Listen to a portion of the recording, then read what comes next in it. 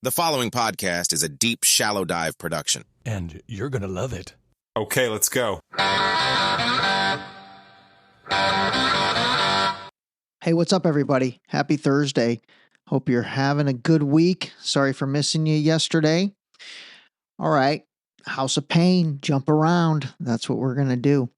Hey, actually, this was interesting.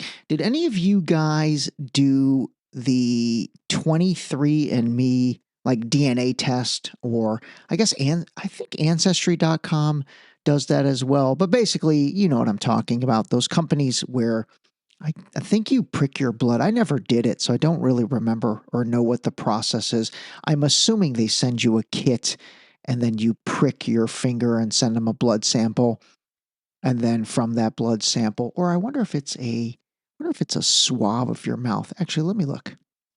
You know what? This is just another reason why you guys should download the ChatGPT app and have it on your phone, because it's just more efficient. And what I mean by that is, as I'm literally sitting in front of my laptop talking into this microphone, I stopped it for a second and I went into the ChatGPT app on my phone and I said, how does 23andMe or ancestry.com work? Do they ask for a blood sample or a swab? Now, again, I could have Googled this as well, but it's just so much faster to use ChatGPT. I was about to say .com. Actually, that is their website. In addition to chat.com. Remember that? All right, it says 23andMe and ancestry.com use a saliva sample, not a blood sample. They provide a collection kit where you simply spit into a tube. Wow, you hock tui into a tube and mail it back to their labs. Their lab extracts DNA from the saliva and analyzes it to identify genetic markers. From these markers, they can give insights into ancestry, genetic traits, and even health-related information, depending on the package you choose. Man, this thing always was weird to me, and I never did it myself. I'm curious if anyone actually did it and if they got meaningful results from it. That would actually be very interesting. But the reason I bring it up is because they laid off 40% of their staff and they dissolved a couple of their divisions. And so it started making me think, man, what if this company goes out of business or goes bankrupt? What happens to all that DNA information that they've collected for, I'm sure, tens of millions, if not more, people? What happens with all that? What do they do with all that? That was a little shady to me. It really was a little shady. I never wanted to do it because I don't know, came off weird. Anyway, if anybody ever did it, hit me up. Let me know if you got something meaningful, like you found a long lost relative that actually turned out to be a real relative. Or on the health side, did it ever bring anything to light on your health that allowed you to be preventative about something? If either one of those two things happened, then obviously it is a huge benefit.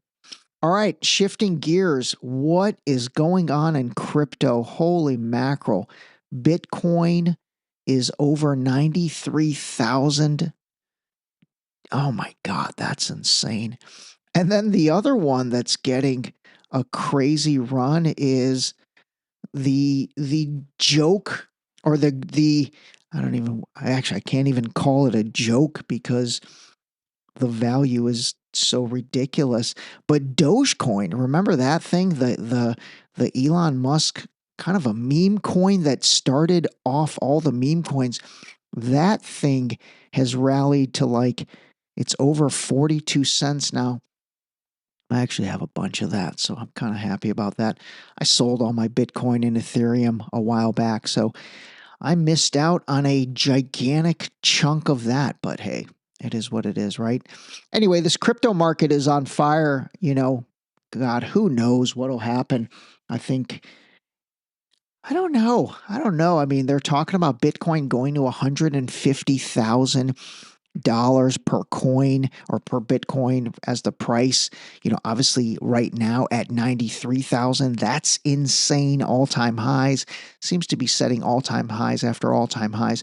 I don't know. What I've found with these market rallies is, They run up, and then as soon as everybody's like super excited and gets in, that's when they dump. So be careful with all that stuff. Be careful with all that stuff. And if you're holding any cryptos, whether it's Bitcoin, Dogecoin, Ethereum, those three are the ones that have really exploded. And you've got some solid gains, maybe take half of that off the table. Or again, I mean, I'm kind of waiting for another explosion on Dogecoin. I think the all-time high was like 67 cents. If it hits that all-time high, I'm going to take my gains and be happy, even if that means missing out on a little bit of fluff over the top. All right, switching gears again. I'm going to talk some more AI stuff today as well, but before I get into that, the what the heck was I about to say? Oh, the nomination process for Trump's cabinet. I promised myself I'm going to, kind of cover that in not appointment by appointment, but in the stuff that is good and the stuff that is bad. And so I think the other day I started off by saying, hey, I was actually very happy. He came out vocally right out the gate and said, no Mike Pompeo, no Nikki Haley. I think those two are absolute trash, for lack of a better. That's probably not nice. I should probably stop saying that. But they are. But I'm glad he didn't give those two a roll. But I'll tell you, he's 0 for 2 now with two other people, and that is Marco Rubio, also known as Little Marco Rubio, from when he was just such a tool in 2016 in the presidential debates. He's the senator from Florida. Not a fan of this guy. And then another gal, I forget where she is from, but Elise Stefanik. These two, he appointed Rubio as the Secretary of State, actually. Well, actually, you know what? I don't think that appointment has been totally made. That's the rumor going around right now. Actually, let me check.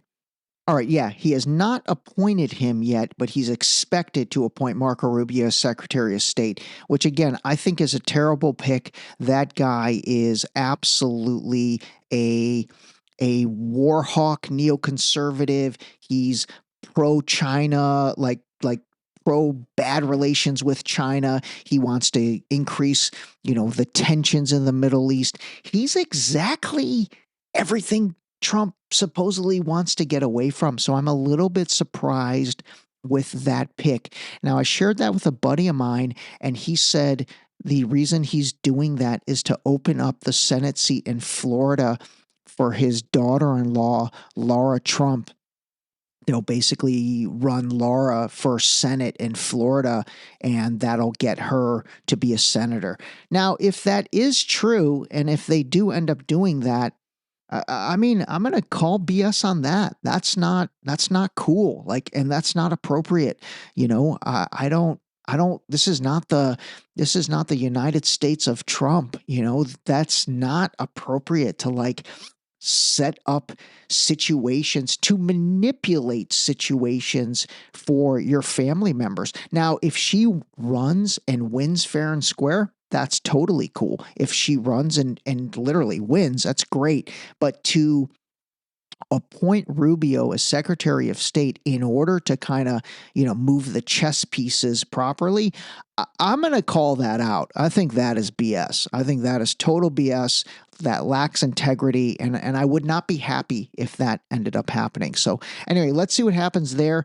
This Elise Stefanik, this lady's terrible as well. She's also a total warmonger hawk. So I'm very surprised. He appointed her as the ambassador to the UN, so the United States ambassador to the UN, the United Nations. Now, Trump kind of hates the United Nations anyway, and so, I don't know if that's that big of a deal, but again, I did not like that appointment as well. So anyway, calling those two out, I feel like that's 0 for 2 in the wrong direction. Actually, give a listen to this. This is that comedian Dave Smith. I really like this guy. I really do. I think he talks a lot of common sense. And he's one of the few people that, I don't know, I kind of feel like looks at things in many ways the way I look at things, where I don't mind saying, hey, I like the Trump not bringing Nikki Haley and Pompeo, but I hate the Marco Rubio, Elise Stefanik pick. He kind of treats every situation independently. So here he is talking about the mainstream media, but I swear I feel like this applies to this establishment class of politicians as well. I hate them so much. And I really think they deserve it. And it's not just that they lie about everything. It's like they lie about everything and then they have the nerve to morally judge us. Like if you just watch even just the last few weeks of the Trump election, they're not in the business of reporting the news. They're totally just in the business of making you feel like you're a bad person if you don't fall in line with the regime. America has this giant war machine, right? Like we're just always at war. We're the most war-hungry country in the world. Even if we're taking a little bit of a break from a war, we'll fight 2 more proxy wars while we do that. America looks back at the 90s. I more wanted to play this for what he's about to say, because I think this speaks to the fact that it's not like things have changed. Things have been going on this warmonger way for 30 years. It's because of social media. And quite frankly, it's because of what took place in Gaza. That was the wake-up call for everybody. But my point is, this stuff has been going on a long time, but we never really cared. And more importantly, I guess it's not that we never cared. We never really knew the extent of it. You know what I mean? You couldn't see the extent of what was taking place in various countries around the world because there was no social media back in the 90s, back in the Clinton days. And then even, much of the George W. Bush days, we weren't as immersed in social media to see this stuff play out in front of our eyes, to then be able to be like, hey, no, I don't like this. We don't like this collectively. Bill Clinton as the time of peace and prosperity. We call it peace because we only fought a war in like Serbia and had a blockade around Iraq and were like bombing the crap out of Iraq with a few other military interventions in there too. The UN estimated that Bill Clinton's sanction and bombing regime of Iraq, okay, everyone just thinks of George H.W. Bush's war and W's war, but Bill Clinton was bombing Iraq his whole, and you had a full blockade around the country. The UN estimated that 500,000 children died of starvation or malnutrition due to the blockade. Now, I've heard people argue, by the way, that number is exaggerated. Maybe it wasn't 500,000. Maybe it was only 100,000. I mean, that is insane. I think Joe Rogan's about to say this, but again, who cares? Okay, let's say 500,000 is not the number. Let's say it's 100,000. Let's say it's 50,000. Let's say it's 20,000. Let's say it's 1,000. You're talking about children. So that's the time that we consider peace, when we were just starving 100,000 children to death in Iraq. And you, everybody in the corporate media, are in the business. Every single one of those wars, you've sold them. Everyone, my entire life, the media has sold those wars. And you're going to morally look down on me? You're going to judge me? Motherfucker, you're in the business of baby murder. Get the fuck out of here. You're looking down, judging an American because maybe I'm going to vote for Donald Trump, or maybe I dare to question the results of the last election. Fuck you, dude. Sorry for those F-bombs. I apologize. I was going to bleep him out, but I think it kind of takes the essence of it away. And remember that guy is a libertarian. He's not a Republican. He's not a pro-Trump advocate for many years. Now, he did vote for Trump in this election, and he's been vocal about that. But anyway, I find his takes very nuanced, and I really find him rooted in common sense. And I think everything he said there, made a lot of common sense to me. All right, next clip I'm going to play. Give this a listen. This is actually from a few weeks ago at a select committee on Homeland Security. It's one of those big muckety-muck events that take place in Congress where they bring in a bunch of people to talk about a bunch of things. And unless you're watching C-SPAN, so much of this never even gets the light of day. But I will tell you this clip, and I'm trying to figure out who the guy speaking in it is, but again, this is in front of Congress. Give a listen to this. And this is going to be another thing that I am going to hold the Trump administration accountable for. And that is really giving us the truth of what COVID was all about. Am I to pull from this that None of the vaccines, including the COVID vaccine, has not been properly tested. Absolutely. Not a single childhood vaccine, I could tell you, has gone through a placebo-controlled clinical trial of sufficient duration and power to assess that it was safe before being injected into millions of children in America. All right. I can say that categorically, not because it's my opinion, but because anybody who goes to the FDA website could see that for themselves by looking at the package insert and the underlying clinical trial documents that are available on the FDA website. Very good. Anyway, that's the whole clip for now. I'll try to find out more. But again, this is another one. That's what I'm talking about. So like if RFK Jr. is going to be the guy that goes after all this, I want to really hold him accountable. I've made a list and an iPhone note of the things that I want answers on. You know, these guys, they talked a big game about all this stuff, and now they are in a position to make it happen. So for example, you know, Dr. Fauci, what's going to come of that? Like that guy deserves a real investigation because there were so many shady things with that guy. And RFK Jr. literally wrote an entire book on him that, man, I downloaded that thing as an Audible to listen to, but I haven't got around to listening to it. So maybe I'll try to do that. But again, it's another area of accountability. And now that they seemingly are going to have the power to investigate all this stuff and really bring justice to the American people, I want to make sure they do it. And let's see if they do it. And if they don't do it, then honestly, they're no better than what they've been advocating against. All right, next topic. Man, I wanted to read this because this was pretty insane. So the final tallies for the campaign spending, what each campaign spent, that came out, and the Trump campaign raised $381 million. They spent $345 million, and then only $10.4 million was spent on staff. So they spent $10 million on staff. That's the most important number to me. The Harris campaign, this is insane. They raised $1.3 billion. They spent, $1.03 billion. They spent $1.37 billion. So they basically had a $34 million loss. And then on staff, they spent $582 million. So they spent $582 million on staff. Half of what they raised went to staff. Wow. That is insane. A lot of people got a nice paycheck for 6 months or 3 months or however long.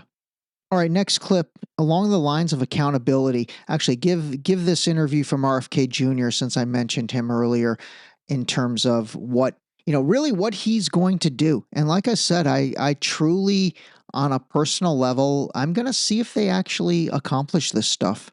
Donald Trump has said that he would put you in charge of the public health agencies. What exactly does that look like? Well, he's been very specific in what he said. He wants me to do 3 things. 1, clean up the corruption of the agencies, particularly the conflicts of interest that have turned those agencies into captive agencies for the pharmaceutical industry and the food industry, the other industries that they're supposed to be regulating. Number 2, to return those agencies to the gold standard science, the empirically based, evidence-based medicine that they were famous for when I was a kid. And number 3, to make America healthy again, to end the chronic disease epidemic. And President Trump has told me that he wants to see measurable, concrete results within 2 years in terms of a measurable diminishment in chronic disease among America's kids.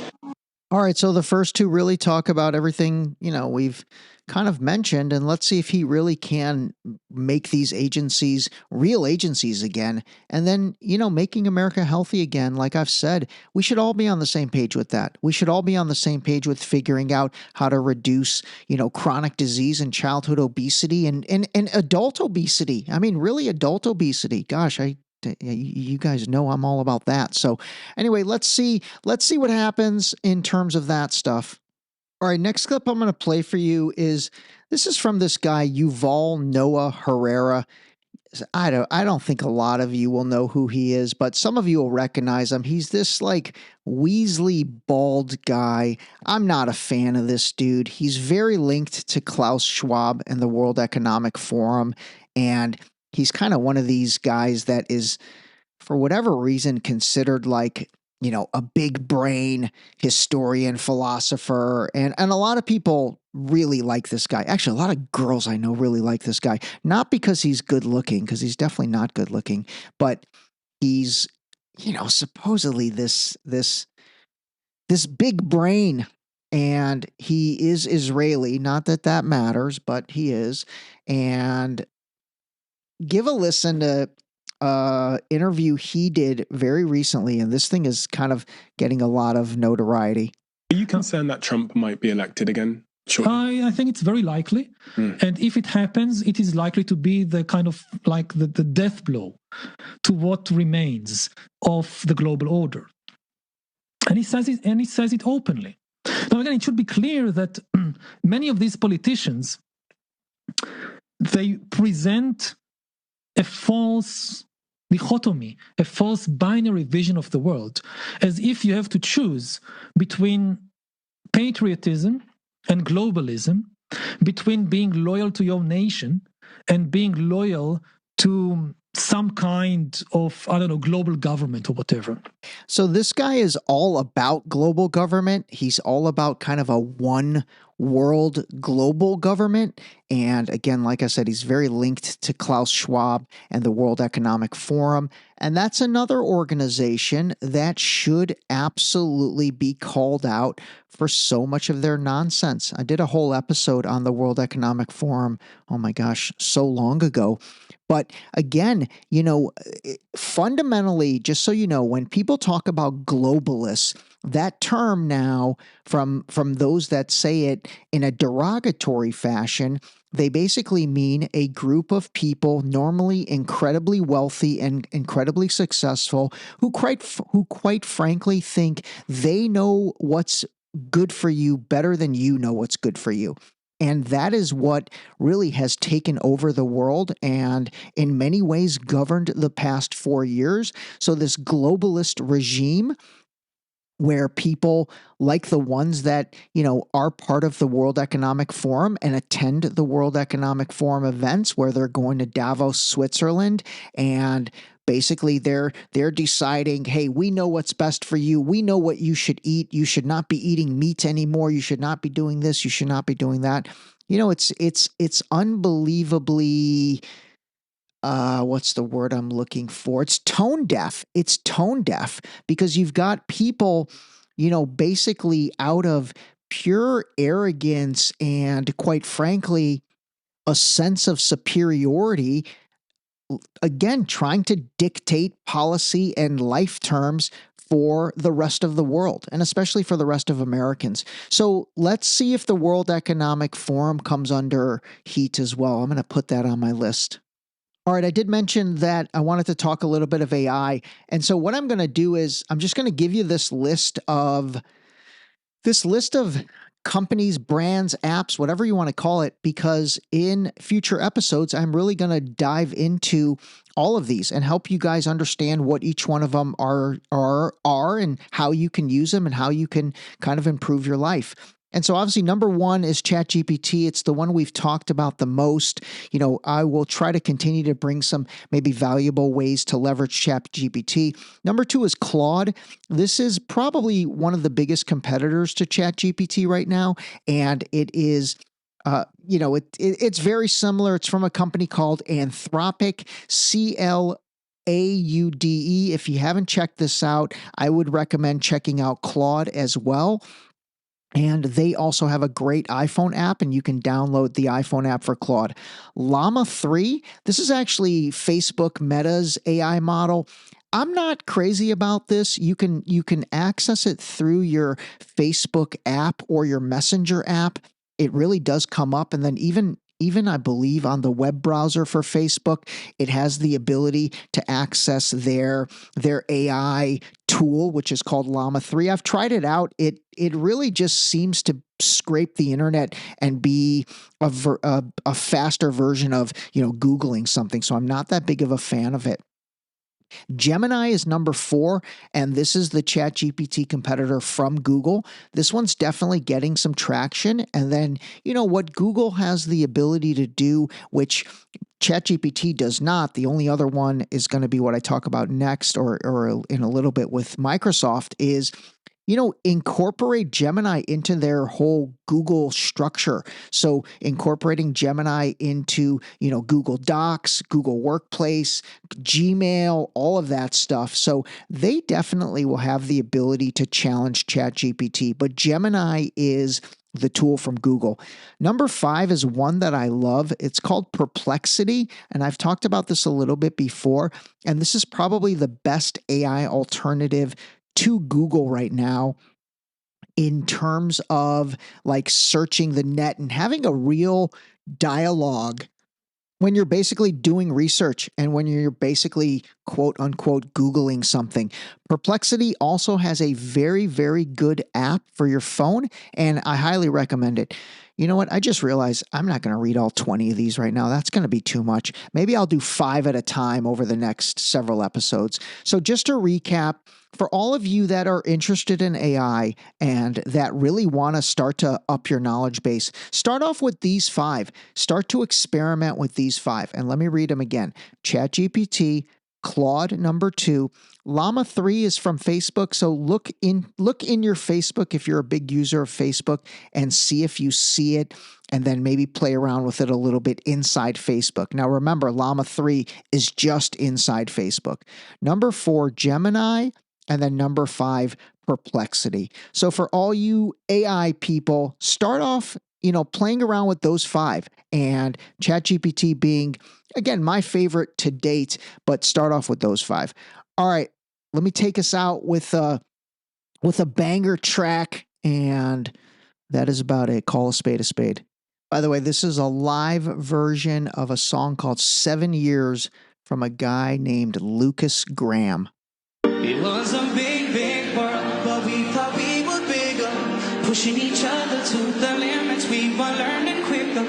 By 11, smoking herb and drinking burning liquor. Never rich, so we were out to make that steady figure. Once I was 11 years old, my daddy told me, go get yourself a wife or you'll be lonely. Once I was 11 years old, and she's here, ladies and gentlemen.